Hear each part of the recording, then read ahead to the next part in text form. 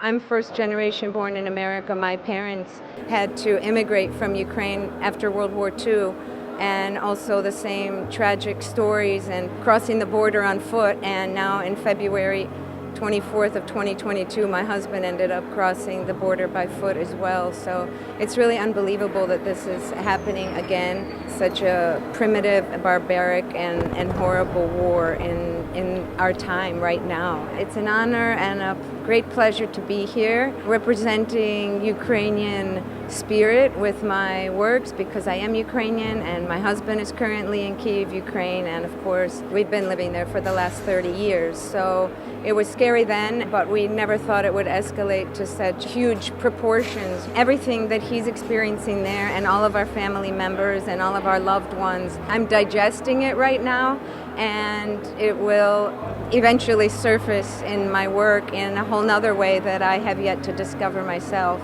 But that's kind of how I operate, I think, when I feel things and I take them in as a sponge, and then intuitively it comes out in my work. With the war going on, I feel it's very important to continue to share Ukraine's perseverance and determination of Ukrainian people. My artwork has always been inspired by Ukraine and my Ukrainian roots through the stories of my grandparents, my grandmother being sent to the Gulag and surviving the Gulag, and she was secretly embroidering icons while she was there and smuggled them out. And so the strength that I received from this grandmother that I never even met is unbelievable, and it's just a testament to Ukrainian spirit. And for me, I especially focus in on Ukrainian women's spirits. And so these collages that you see behind me are my newest work since the war began, and they have collaged in them articles and newspapers from the current war that's happening,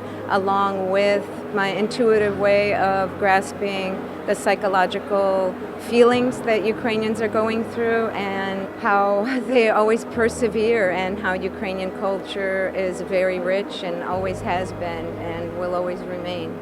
I look at each application focusing on what the artist is trying to accomplish, what the voice of the gallerist is. And someone like Ola, for example, it's such an important story to be telling, and for us to be able to be a platform for that conversation in any way at all is essential.